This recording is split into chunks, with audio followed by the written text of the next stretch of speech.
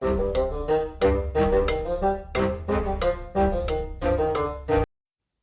and welcome to the Critically Clueless. Today we're going to be doing a video on Warband, Mountain Blade Warband. Now this game came out a very long time ago, and I'm sure every single video in the world is probably already done for this game. However, it's a game that I'm passionate about. It's a game that I spent a lot of time playing, and it's a game that I don't see enough people playing. I'd love to see more people play this game. I think it's a severely underrated game.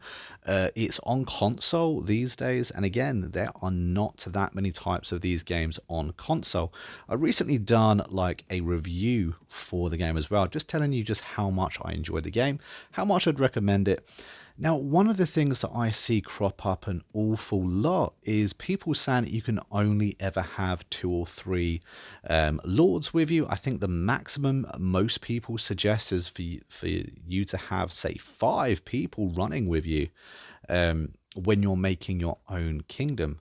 So this video is all about tips on how to actually get a large amount of vessels in your kingdom, protecting your kingdom, helping you take over and conquer the entire map.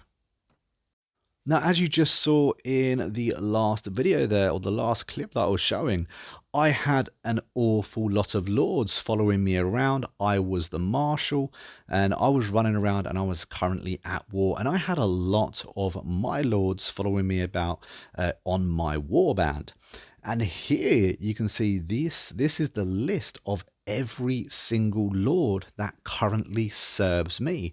Now, to give you an idea of how important this is, every single lord here can have an army with them running about defending your castles, your towns, your properties, helping you wage war whenever you go to war with whoever you go to war with. It's them that help you win your wars.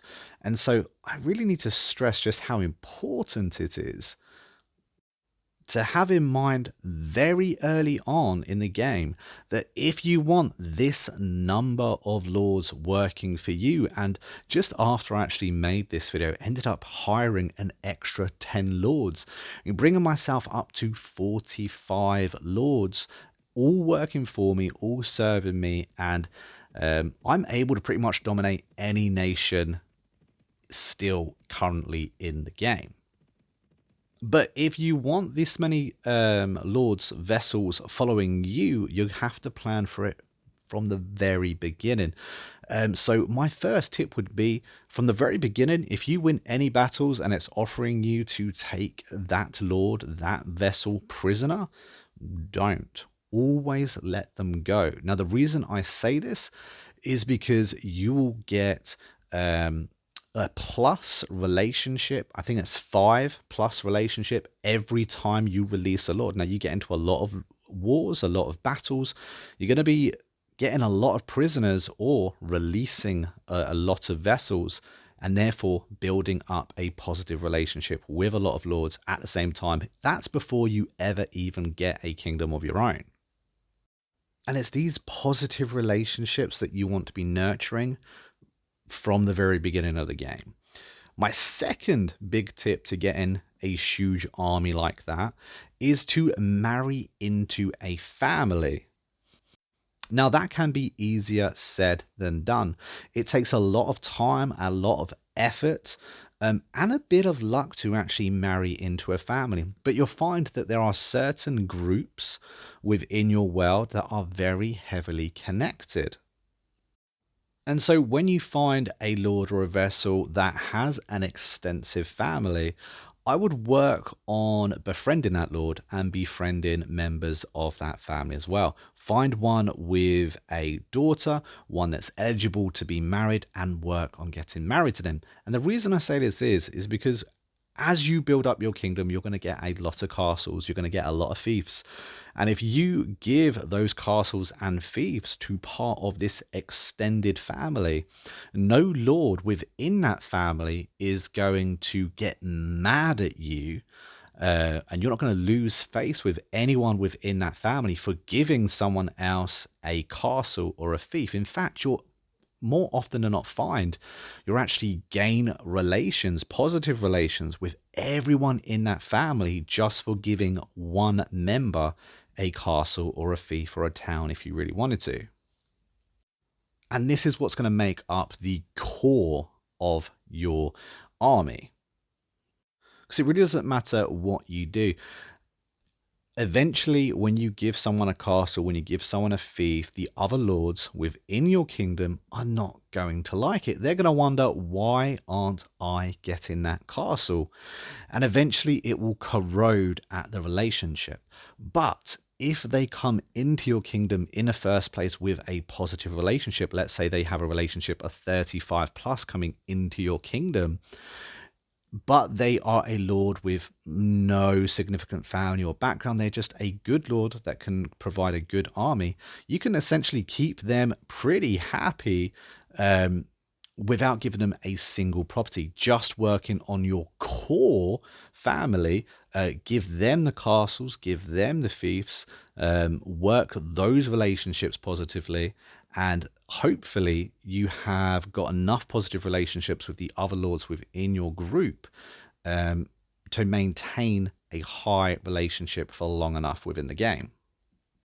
I hope this is making sense, because there's a lot of information to go over just one of the very small management systems within this game. If you are confused at all, drop it down in the comments. You can join the Discord. There will be a link in the description down below that you can join.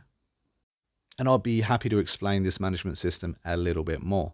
Now, I did say that lords within your kingdom are going to lose relationship with you when you give too many fiefs or castles to someone that isn't them. That's absolutely true, but I do actually have another hack and another tip on how to work those lords without actually giving them a material property. Now, as a kingdom in your own right, you have to make a castle or a town your court, your capital. And it's here where you can do a few other cool little management things, including assigning a marshal. Now, you can be assigned a marshal if you join another kingdom, and you can assign and have your own marshal when you own a kingdom. Now, at the beginning of this video, you saw me being marshal and leading my men around the map and into battle. But it's also a really good idea for when you're not at war to assign a marshal to whoever it is you would like a positive relationship with. So if there's someone that you want to give a little bit better or a relationship buff, as you can see, I've just given one of my lords the title of marshal, and his little core family got boosted from that. So not only did I boost the lord that I wanted, with giving him marshal, it also boosted his friends as well, because they were positive and pleased with the action that I made. And especially when you're not at war, this can be rinsed and repeated so many times. Just make someone marshal, run around for a minute in-game time, come back, and you can make someone else a marshal as well, constantly boosting that relationship.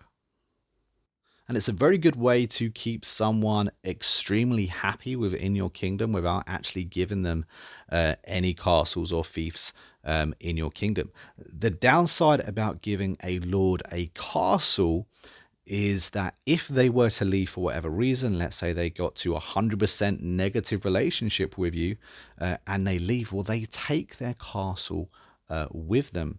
So a good idea is to give maybe lords that you're not 100% sure if you can keep, you give them the fiefs, because they cannot take a little town with them. They can only take a castle. So I would only give your castles to people that you absolutely trust, to the core of your kingdom.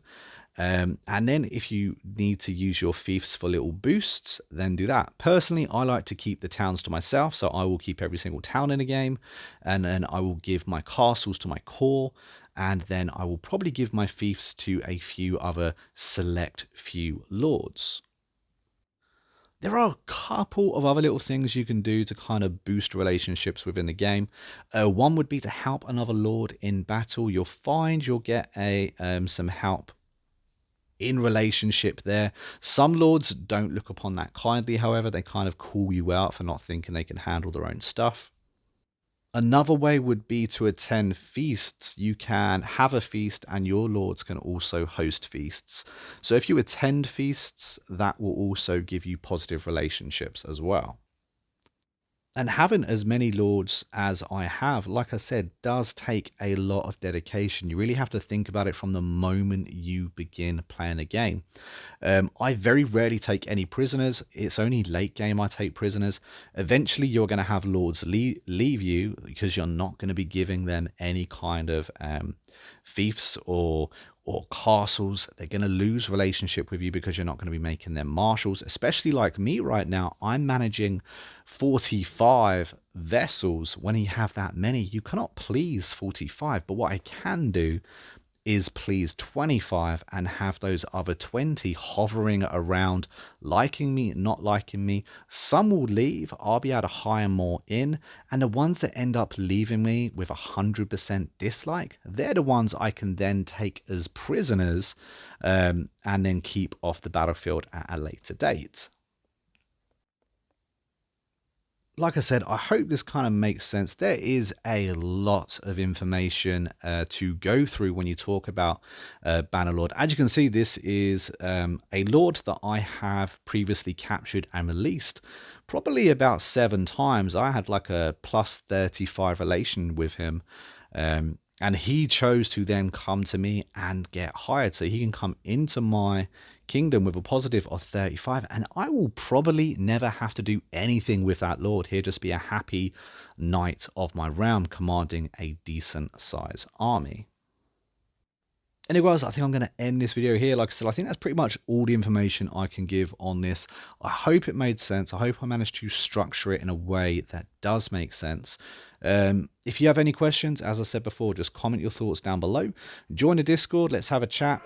And hopefully you guys actually get into a bit of Warband, because personally I find it a lot of fun, and I've probably spent far too much time within the game, but it's because I spent so much time that I figured I might as well make a couple of videos on it. Anyway, I hope you've enjoyed. I've been a monk, we've been Critically Clueless, and if you've enjoyed this video, don't forget to hit the like and subscribe button, and hopefully I will see you in the next one. Until then, take it easy.